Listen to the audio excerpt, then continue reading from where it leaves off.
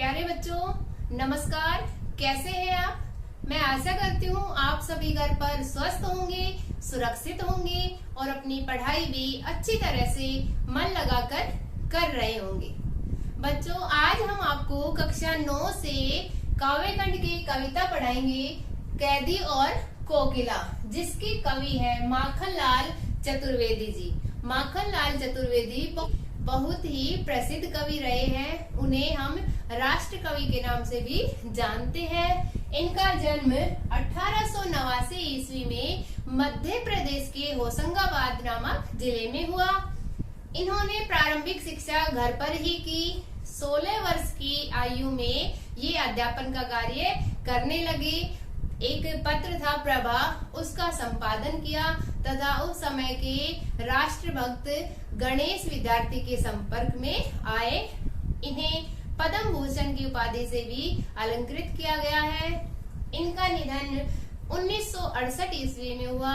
इन्होंने अनेक रचनाएं की, जैसे साहित्य देवता, हिम तरंगिणी आदि।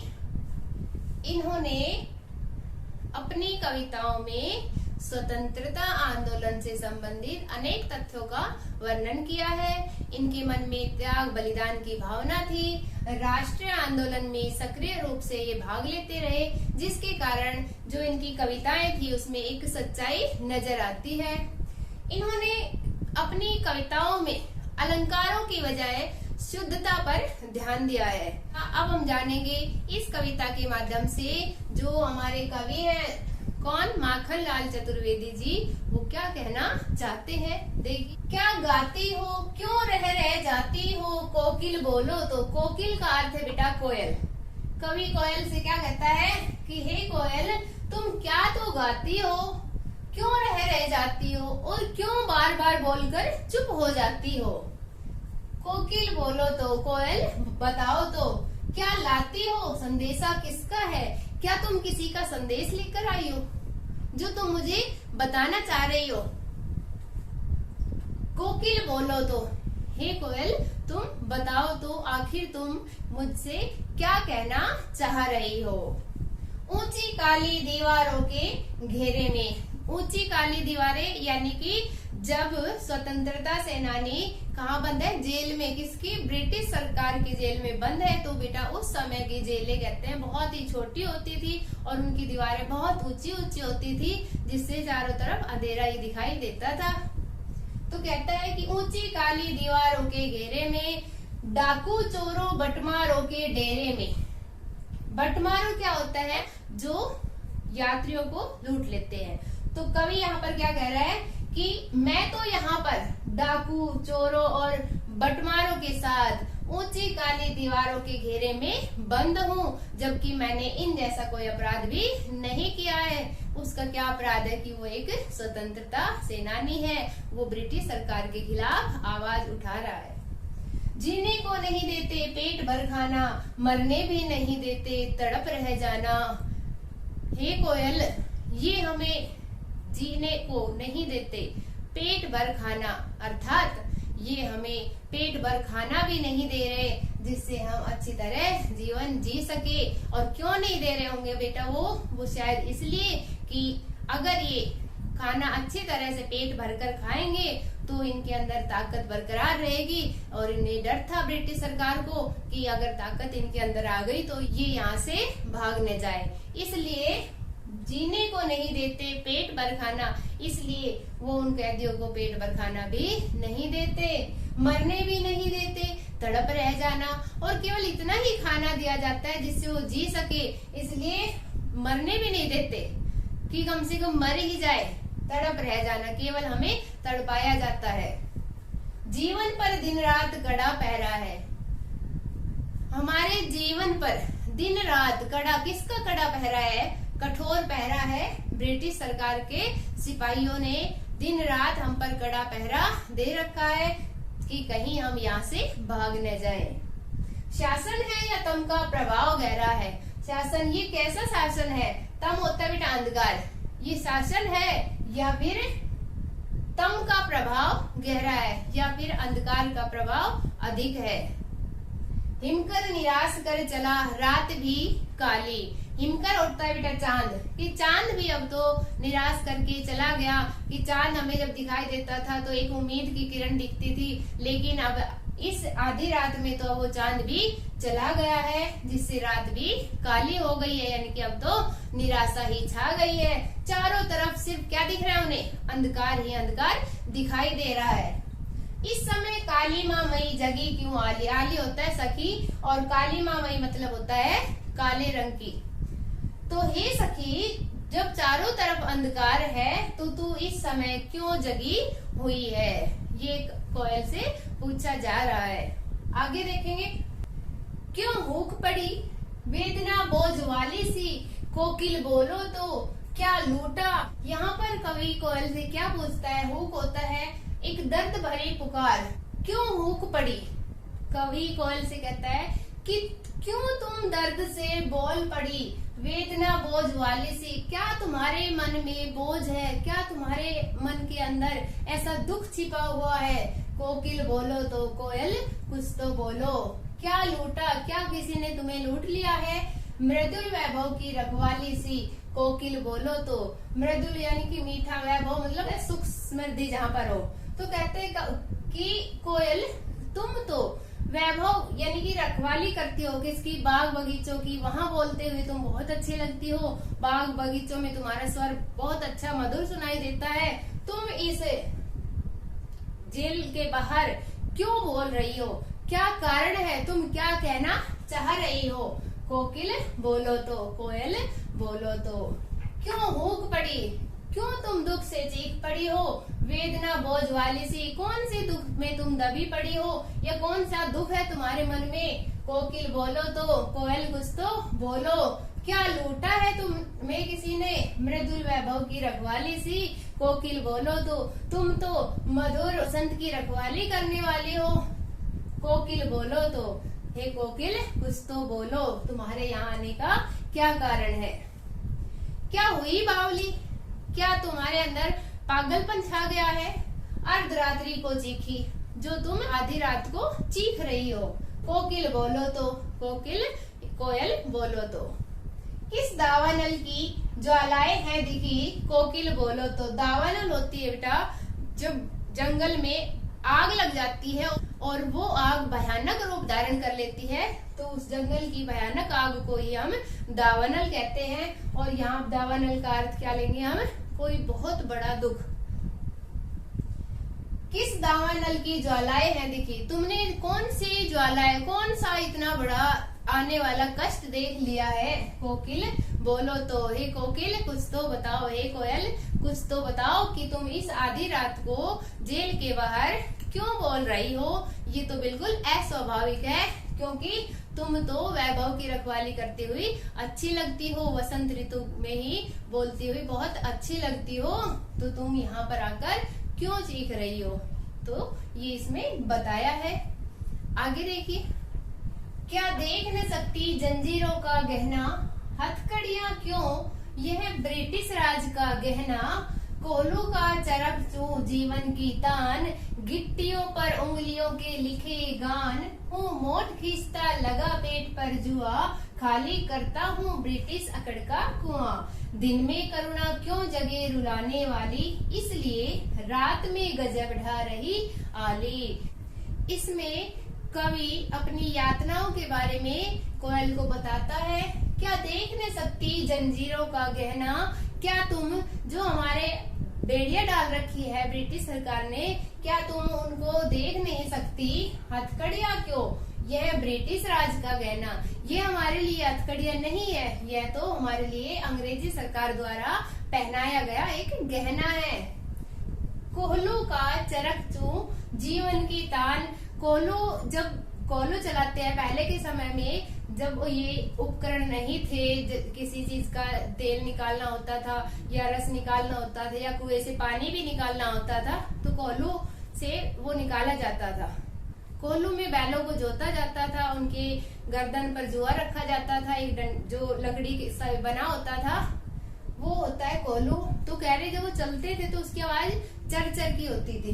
तो यहाँ पर बैलों की जगह जो स्वतंत्रता सेनानी है उनको ही कोहलू के स्थान पर जोता जा रहा है। और उसकी जो आवाज आती है वो जीवन की तान बन चुकी है, जीवन की मधुर तान। अब वही उसकी आवाज ही कोल्हू की बन चुकी है। तो यहाँ क्या कहता है कि कोल्हू का चरचू जीवन की तान, कि अब तो हमारे जीवन की तान ही, हमारे जीवन की धुन ही कौन सी आवाज बन गई है, जब हम कोल्हू चलाते हैं तो चरचू की आवाज आती है, वो ही हमारे लिए जीवन की तान बन चुकी है, जीवन की धुन बन चुकी है। गिट्टी पर अंगुलियों के लिखे गान, और जब हम उस लकड़ी को पकड़कर आगे खींचते हैं तो उस पर ऐसे निशान पड़ गए हैं जो अंगुलियों के लिखे गान, ऐसा लगता है जैसे हमने उस पर अपने गाने लिख दिए, जो हमने यातनाएं सही है उसके बारे में हमारे वहाँ पर निशान छप गए हैं। हूँ मोट खींचता लगा पेट पर जुआ, अब तो हम अपने छाती पर वो जुआ बांध करके कोल्हू की तरह चल रहे हैं। खाली करता हूँ ब्रिटिश अकड़ का कुआं, और जब हम कोल्हू चला रहे हैं पेट पर जुआ बांध करके तो हमें ऐसा लग रहा है जैसे हम ब्रिटिश सरकार की अकड़ को कम कर रहे हैं। इनमें करुणा क्यों जगे रुलाने वाली, जो ये दर्द है, जो ये यातनाएं है, ये बहुत ही कष्टकारी है, बहुत दर्द देती है, रुलाने वाली है, लेकिन हम इस बात का वर्णन दिन में नहीं कर सकते, क्योंकि जब ब्रिटिश सरकार को हमारी यातनाओं से हमें जो दुख हुआ उसका पता चलेगा तो बहुत खुश होंगे, उनकी अकड़ बढ़ जाएगी, इसलिए हम दिन में इस तरह की करुणा का वर्णन नहीं करते। इसलिए रात में गजब ढा रही आली, इसलिए हे सखी ये जो दर्द है, ये जो करुणा है, हम रात को ही बता सकते हैं ताकि हम ब्रिटिश सरकार इसके बारे में न सुन सके। अब देखिए बेटा आगे, इस शांत समय में अंधकार को वेद रो रही हो क्यों, कोकिल बोलो तो चुपचाप मधुर विद्रोह बीज इस भांति बो रही हो क्यों, कोकिल बोलो तो। यहाँ कवि क्या कहता है कि रात के समय बिल्कुल शांत वातावरण हो जाता है, तो कह रहे इस अंधकार को बेध रही हो क्यों, जो ये अंधकार हो गया है तुम अपनी चीख से, तुम अपनी आवाज से इस अंधकार को क्यों बेध रही हो, यानी कि क्यों समाप्त कर रही हो। कोकिल बोलो तो, हे कोयल बताओ तो, चुपचाप मधुर विद्रोह बीज इस भांति बो रही हो क्यों, कोकिल बोलो तो। क्या तुम चुपचाप से रात के अंधेरे में हमारे अंदर विद्रोह बीज, किसके खिलाफ, ब्रिटिश सरकार के खिलाफ विद्रोह के बीज बोने आई हो, इसलिए तुम इस तरह से आधी रात के समय बोल रही हो। कोकिल बोलो तो, हे कोयल बताओ तो, कि क्या तुम ब्रिटिश सरकार के खिलाफ कोई संदेश लेकर आई हो जिससे हम उनके खिलाफ विद्रोह कर सके, विद्रोह के बीज हमारे अंदर तुम बोना चाह रही हो। हे कोकिल बताओ तो, तुम क्यों बोल रही हो।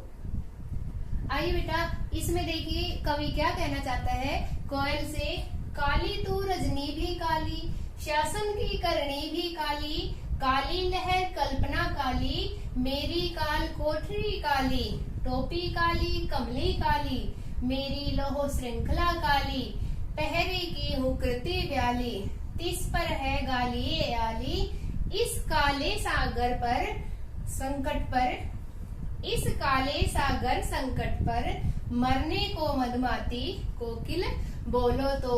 इसमें देखिए क्या कह रहा है कवि, कहता है काली तू की, हे कोयल तू भी काली है, रजनी भी काली, रजनी मतलब रात भी काली है, शासन की करने भी काली, और जो ये ब्रिटिश सरकार है इसके जो भी कार्य है वो भी कैसे है, काले हैं। काली लहर कल्पना काली, और जो ये इनकी लहर चली हुई है, इन्होंने हमें गुलाम बना रखा है, ये भी एक कल्पना की तरह काली कल्पना, ये खाली कल्पना है। मेरी काल कोठरी काली, और जिस चारदीवारी के अंदर मैं बंद हूँ, जिस जेल के अंदर बंद हूँ वो भी कैसी है, काली ही है। टोपी काली कमली काली, जो मैंने टोपी पहन रखी है वो भी काली है, और जो मैंने कंबल ओढ़ रखा है वो भी काला है। मेरी लोह श्रृंखला काली, और जो मैंने लोह श्रृंखला, लोहे की जो जंजीरें हैं यानी जो बेड़ियां हैं वो भी कैसी है, काली है। पहरे की हुकृति ब्याली, तिस पर है गाली ए आली, कह रहे जो इनका पहरा है, जो ब्रिटिश सरकार का पहरा है, उनकी जो आवाज है वो ब्याली, तिस पर है गाली, तो कह रहे कि वो ऐसा लगता है जैसे उन्हें डर है कि हम यहाँ से भाग न जाए, इसलिए हमें वो पहरा भी एक गाली के समान दिख रहा है। हे सखी, हम इतनी अंदर कैद हैं, फिर भी ब्रिटिश सरकार को डर है कि कहीं हम यहाँ से भाग न जाएं, इसलिए जो वो पहरा देते हैं उनकी आवाज भी एक ऐसी आवाज होती है जिससे हमें लगता है कि हम नहीं बल्कि वो हमसे डर रहे हैं, इसलिए वो हम पर दिन रात पहरा दे रहे हैं। तो हमें ये पहरा एक गाली के समान लग रहा है। इस काले संकट पर मरने को मधुमाती कोकिल बोलो तो। तुम इस काले संकट पर, तुम इस अंधकार में रात में काले संकट यानी कि जो ब्रिटिश सरकार का संकट आ गया है देश पर, मरने को मधुमाती, तुम उस पर मरने को क्यों उतावली हो रही हो? कोकिल बोलो तो, कोयल कुछ तो बोलो। ब्रिटिश सरकार ने यहाँ पर स्वतंत्रता सेनानियों को कैद कर लिया है, तो ब्रिटिश सरकार को यहाँ पर अंधकार में बताया है, इसलिए कवि कहता है कि हे कोयल, तुम बताओ, तुम इस संकट की घड़ी में यहाँ पर क्यों बोल रही हो? क्यों तुम मरने को उतावली हो रही हो? किस कारण से तुम आधी रात को यहाँ पर बोल रही हो? अपने चमकीले गीतों को क्यों कर हो तैराती? कोकिल बोलो तो, तुम अपने गीतों के माध्यम से मुझे क्या कहना चाहती हो? हे कोकिल बोलो तो, तुम कुछ तो बताओ, क्या तुम किसी का संदेशा लाई हो या तुम मुझे कोई संकेत दे रही हो? कोकिल बोलो तो, हे कोयल बताओ तो। आइए बेटा, अब अगला देखते हैं। इन पंक्तियों के माध्यम से कवि ने अपने और कोयल के बीच के अंतर को बताया है। किस प्रकार से?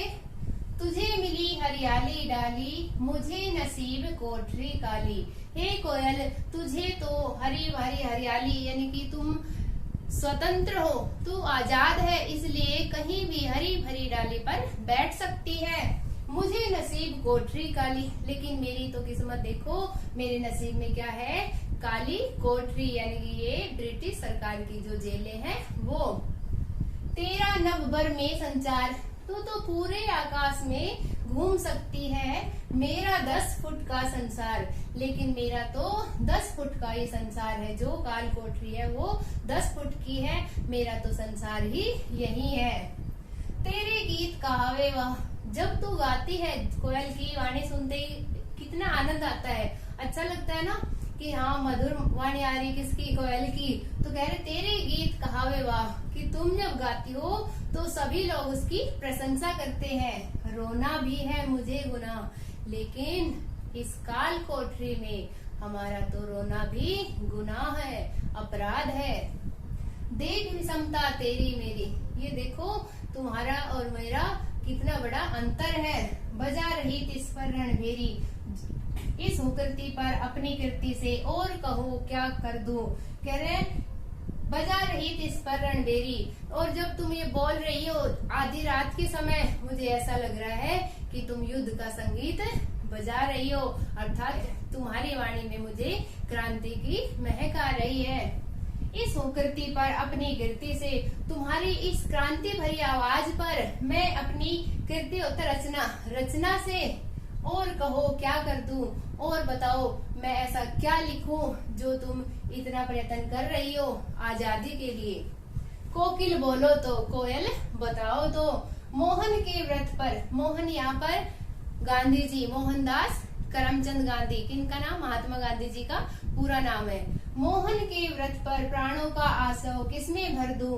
कोकिल बोलो तो। यहाँ पर कहते हैं कि उस समय अनेक आंदोलन चले हुए थे, किसके लिए? स्वतंत्रता के लिए। तो गांधी जी ने आंदोलन चला रखे थे, तो यहाँ पर कवि कोयल से क्या कहता है कि मैं मोहन के व्रत पर उनके आंदोलन के लिए प्राणों का आशय, जो मेरे अंदर प्राणों में जो जोश है, तुम बताओ किसमें मैं भर दूं? कोकिल बोलो तो।